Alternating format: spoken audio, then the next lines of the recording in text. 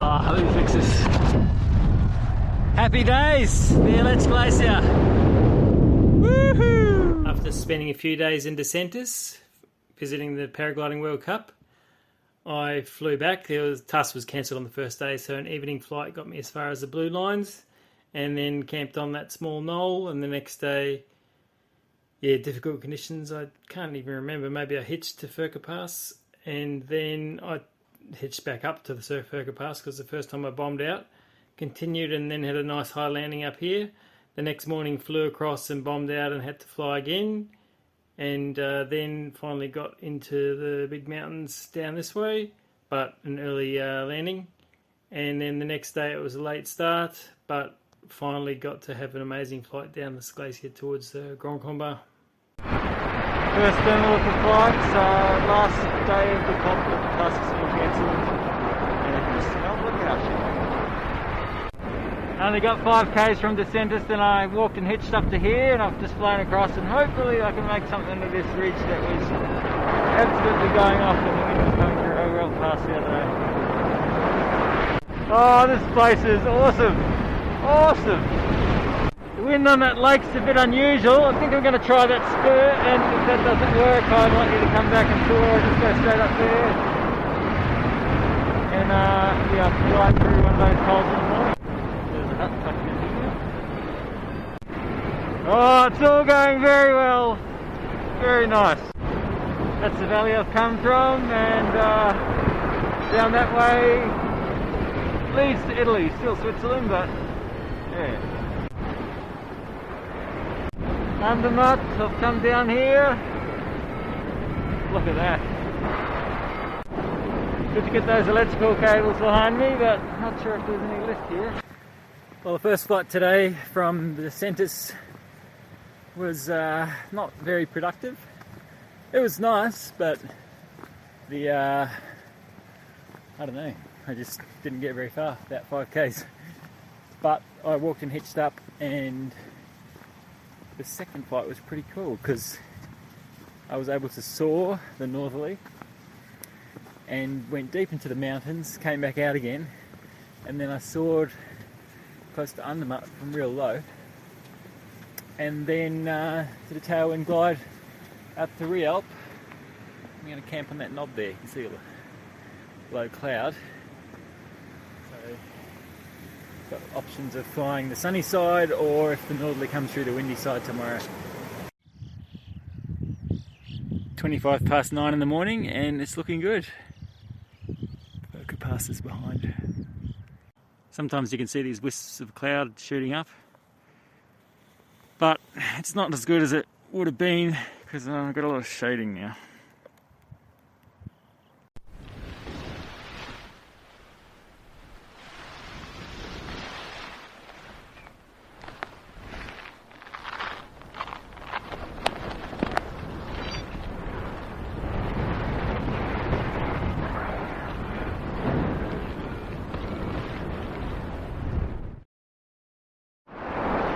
Furkapass, I landed in the low cloud and hitched up, and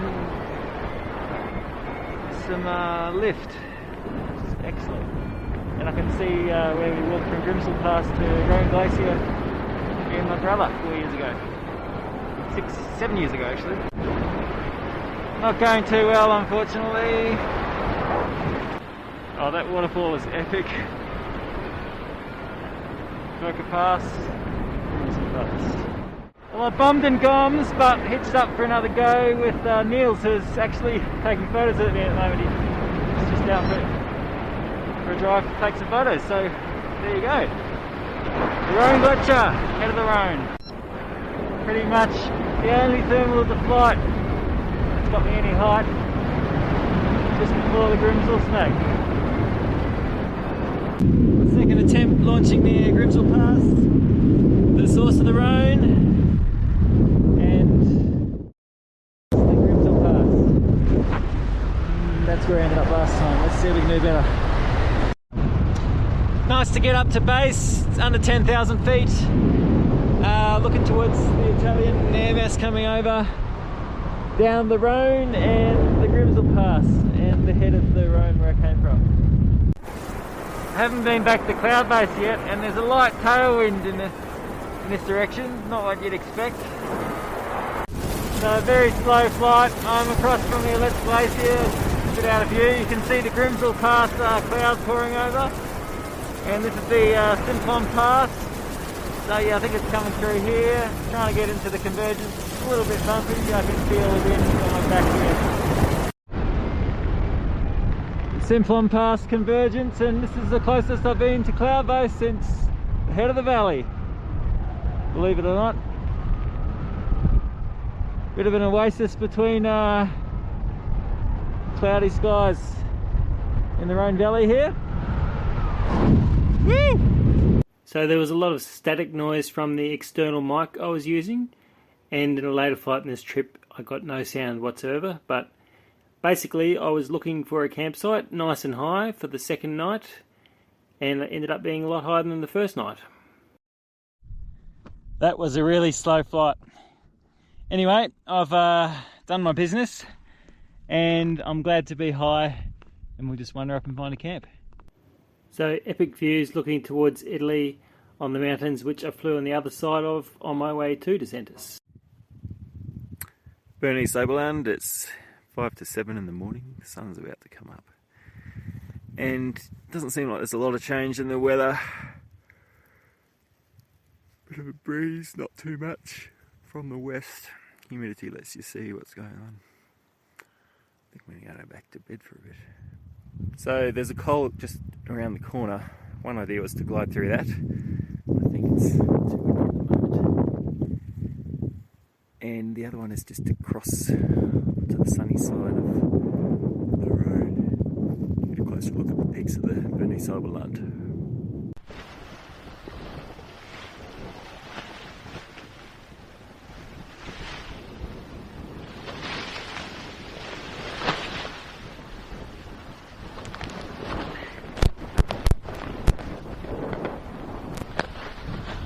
This edge is pretty interesting.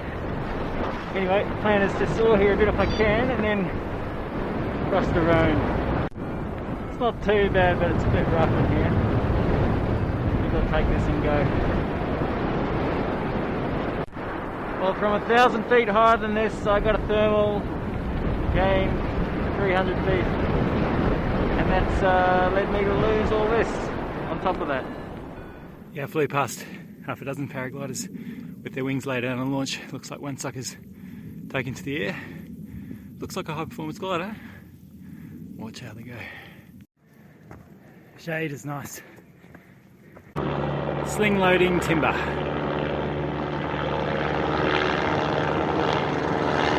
That guy's just disappearing back to where I went this morning. I just launched from the paragliding site here. Yeah, 600 metre climb, wasn't too bad actually. Nice tight little thermal here, and the Aletsch glacier. Yeah, walked this morning at White Dam Wash, got some water and some shopping, and off we go. Below 10,000 feet, another glow cloud based day. So I'm not sure about getting high amongst the Bernese Oberalp peaks, but the views are nice. Aletsch glacier. This is really nice. It seems like there's lift all through this bowl. Second climb of the day. Very nice. Pretty epic. Reminds me of the shot over. Oh, this is awesome. Sailplane. Big mountains. Once were glaciers. 9,500 feet. Oh, sailplane and a culture.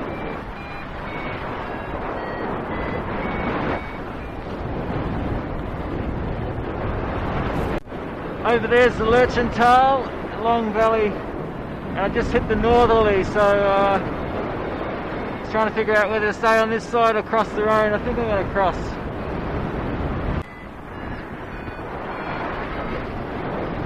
So there's another guy in advance. He's just up the ridge from where I was. I'm watching to see how he goes.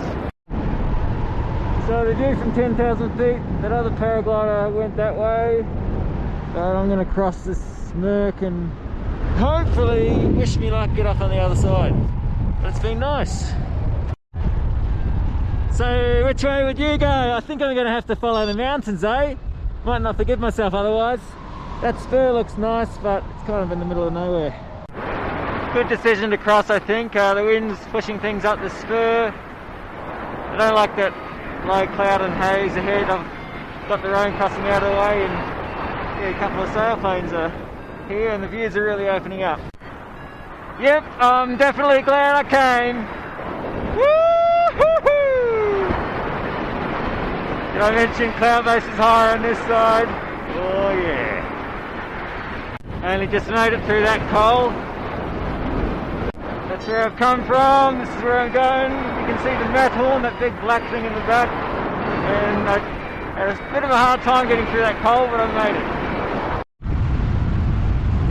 How good's this? Matterhorn, the black pyramid in the background.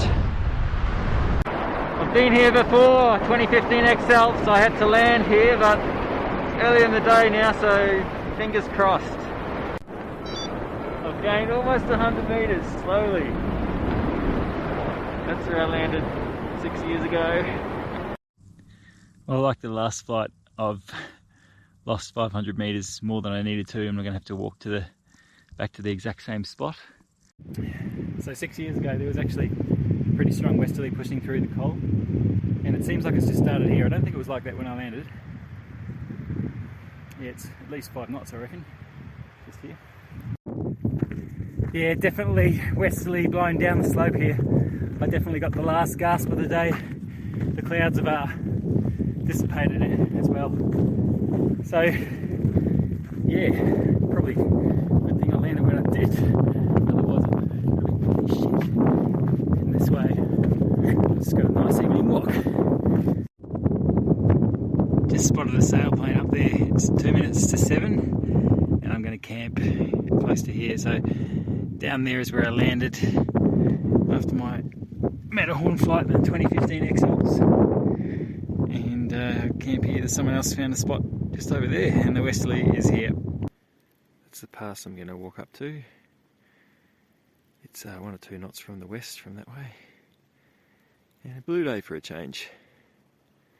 For some reason I didn't get to sleep till about 2 in the morning, so I guess there's no rush now. You can see a bit of the inversion out that way. How's the Serenity? So a pretty lazy start this morning. It's 9:45 and I'm finally on the move. It was a tricky decision because the wind was coming up the slope Andermatt at camp steadily, but didn't see any birds and couldn't feel any thermic cycles, so if I end up on that side I have to climb back the same way, so I'm going to go towards Pas de Lona. I reckon it'd be dressed a bit different in North America. Looks pretty tough. But look at that view, Grand Combin in the distance.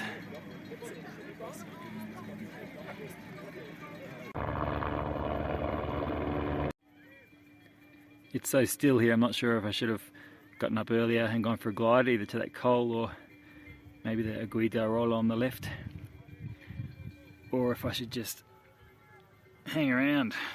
Maybe you could have slept in even more. It's all happening here at the Pas de Lona. Lots of excitement, this cycling race. And on the left, the black thing in the distance, I climbed years ago in the trip with Aaron Banner and co, and the spiky things in the middle left is the Aletsch. I could glide over and try and fly up those, or I could go for the coal on the right, or maybe just stay here. Laurent from Vercofly, from the Vercofly. He just flew and up tried here to convince Nick to participate on Wednesday. He just flew up here. I did not answer yes for the moment, but we'll see. Yeah. It's a beautiful place. And he's not saying yes. No. Yeah, I'm interested. I'll think about it. Yeah, but Ansi is not so good.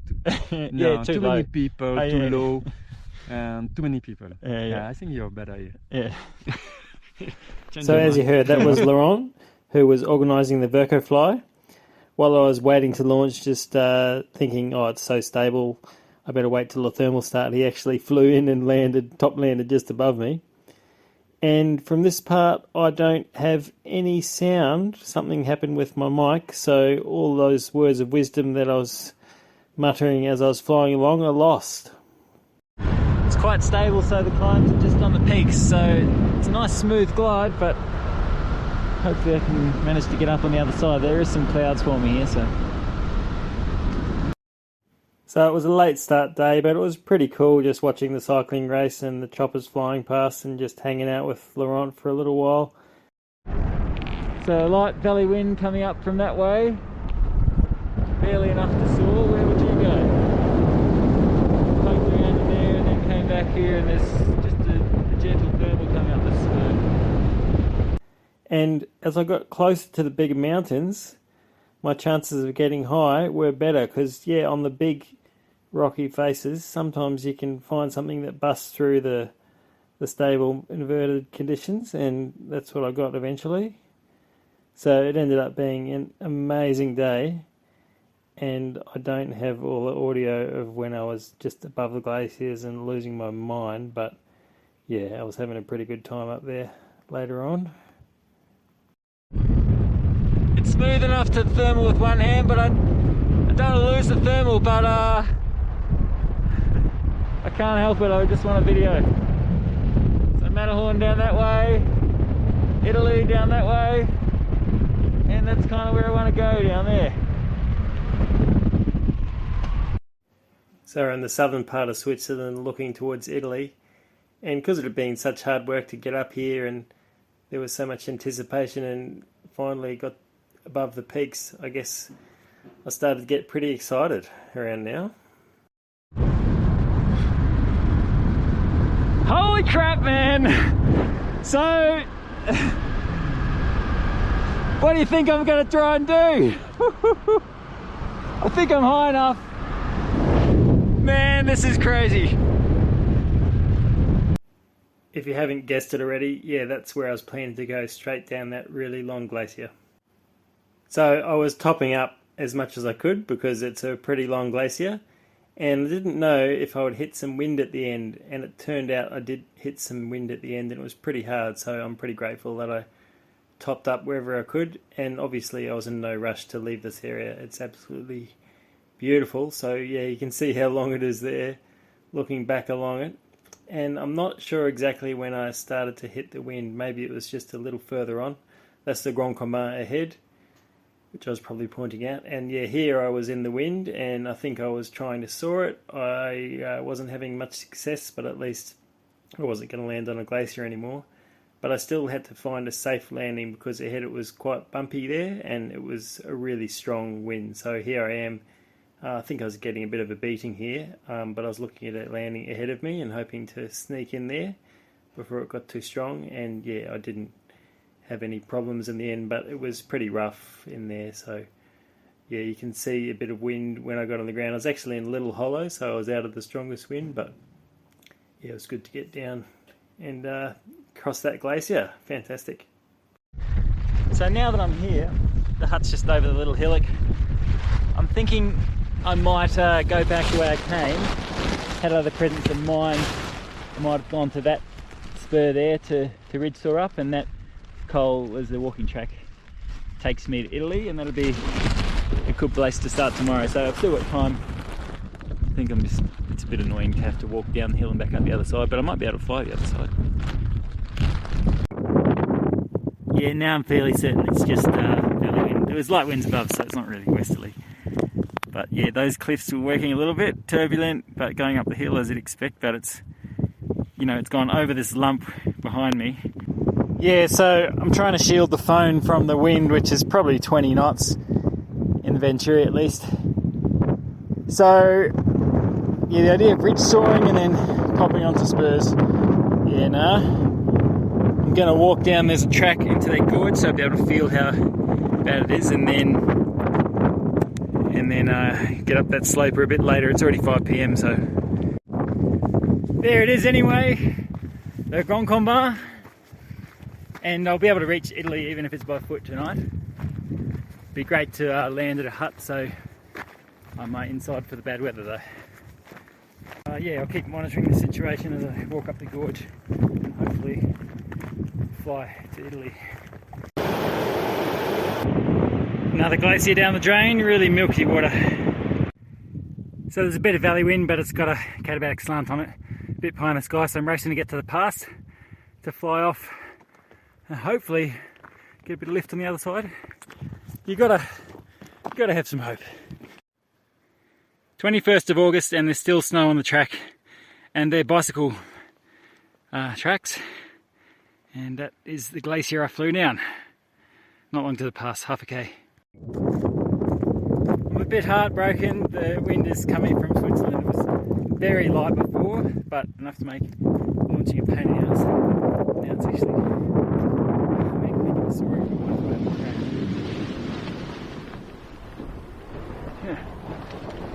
Oh shit, there goes the brake.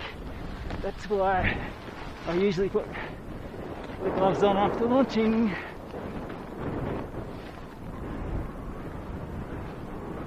there going to be any lift? I'm going to find out. Bit of a waste of time, eh? The time that I was working so hard to save. So I reckon it's because it's getting to night in the catabatics, the wind's just a really shallow layer. Oh well. Well, I'm in Italy. No beer, electricity or a hot meal, but a nice view, and hopefully it won't be raining tomorrow morning.